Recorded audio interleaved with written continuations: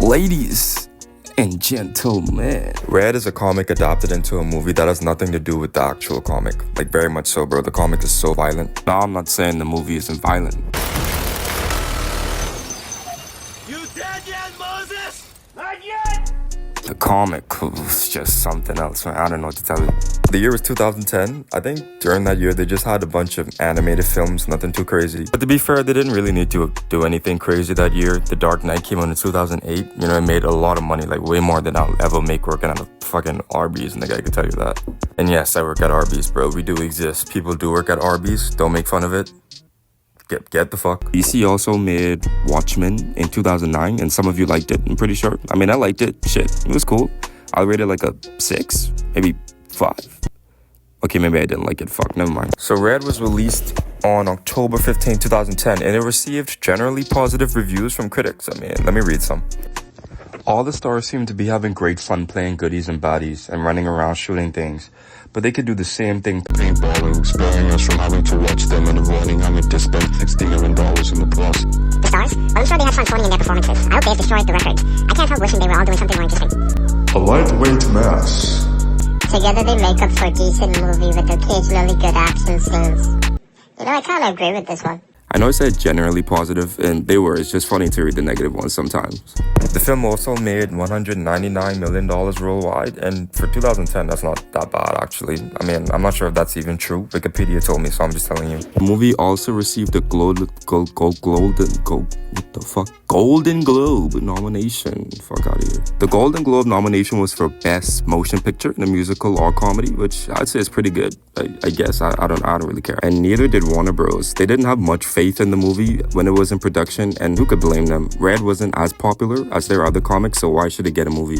Frank Moses wasn't pulling in any numbers as Batman or Superman would, and I know that's an unfair comparison to make, but if you're a movie exec, you just want the safest bet that'll return the most money. That's fair, I fuck with it. Now, that's not to say movie execs make the best decision all the time. I don't think there's been a good movie in the past 3 years, but I understand wanting to make money. You know, I'm broke right now. I guess Frank wasn't the best bet to make money. His name isn't even Frank in the comics. His name is Paul Moses, bro. Like, what? So how do you get butts into seats for a movie that most likely won't do well? You hire a bald guy. Yeah, that seems to be a trend for real. Bruce Willis did a really good job. I mean, I don't know what to tell you. I liked everyone who starred in this movie, and to be honest, except for Morgan Freeman, I'll get to that in a sec. Okay, watch this. Boom. The nigga died, right? Then it was a pump fake, so he came back. Okay, he's not dead. And then he just died again. Like, why? Okay, Paul, or Frank, is a CIA operative who did a huge mission for the government a while ago. The government doesn't want anybody finding about the mission, but they never tell you what the mission is, so fuck it. In the movies, they talk about Guatemala or some shit being the mission. I don't know, it's been a while since I watched the movie. Paul lives a simple life. He has a whole will they, won't they phone sex relationship with this retiree handler, and that gets uprooted by the fact that the government wants him dead, which happens, I guess. He's also old, like very fucking old. Both the movie and the comic will remind you of that every chance they get. The comic is really short with only 3 issues, and each issue is like, 20 pages or something like that? I'm pretty sure it took me one lunch break to read everything, and it's a mini-series, so I'm not complaining. I kind of like short stuff to read, you know what I mean? The comic was published by a company called Wildstorm, which is an imprint of DC Comics. That's why the title of the video, the DC. Like I said, the comic is more violent than the movie, which isn't a complaint in the slightest, if I'm being honest. It's way more serious and grounded than the movie, so, you know, it makes sense. And I gotta be honest, I watched the movie first because I don't like to read, and I just assumed that the comedic expression from the movie got inspiration from the comics, but it didn't. All in all, it was fun though. I'm not bashing the comics, I'm making it seem like the movie is better. That wouldn't be a fair comparison since the movie isn't a full-on adaptation of the comics, and it's just more inspired by it. I mean, like, okay, just look at this. All of these people, apart from Frank and Sarah, don't exist in the comics. Like, I don't. Oh, hey, hold on, bro. Shit. I also like how each issue of the comic starts off with the panel that spells out Red with the drawings from the events that would occur later in the comic. This whole concept later bleeds into the movie, so it's kind of cool. The comic was short and sweet, and it ends up with Paul killing those who wanted him dead and possibly dying himself. I don't know. The movie is okay. I don't know. I made it feel like the movie is the best shit on earth. It's not, but it's fine. It's alright. It's better than Watchmen, fuck. I said that the premise of the movie is essentially the same as the comic, but the movie stands out by just being funny and, in my opinion, more entertaining. Okay, so fuck what I said before. The movie is better. They made Frank more relatable in the movies. Like, yeah, he is a CIA agent, but he also has a crush on a girl. And he reads the same book as her, so they have something to talk about later. He also breaks into her house and kidnaps her, which isn't okay, but hey, baby steps, you know, you gotta transition, I guess. The movie also includes Sarah a lot more than she was in the comics, where Frank went to see her to make sure she was okay.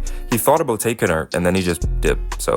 I kind of wonder how the story of the comics would go if he actually did take her along. I mean, since the comic is more grounded and serious, like, how would that play out?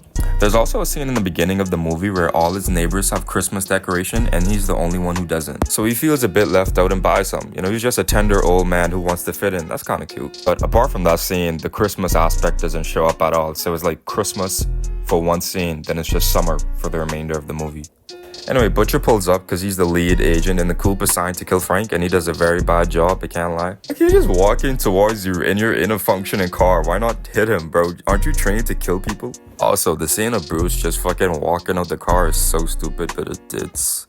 I'm not gonna lie, it's a good scene, I can't lie. Lord have mercy, I'm about to bust.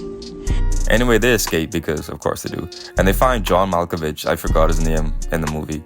Anyway, not gonna lie, the movie is peak comedy whenever John is in a scene. I think the funniest scene was when a lady follows them around and then he catches on to it that she's a part of the CIA, but nobody believes him. And then she comes back and just fires a bazooka at them. And then he's not angry at the fact that no one trusted his intuition about her being CIA. He's not even mad that she's trying to kill him.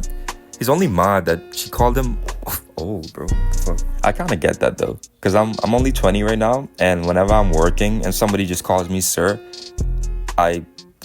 want to fight, honestly. Why the fuck are you calling me sir? You're visibly older than me. Whoa, is this a joke?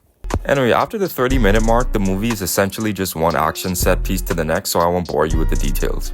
Anyway, I'm gonna bore you with the details. So the whole Guatemala thing was a mission that a few agents and I think one reporter knows about. They still never say what happens in Guatemala, so whatever. Some other shit happens in between the action pieces, but to be honest, I can't remember. I forgot what happened into the movie. Hold on.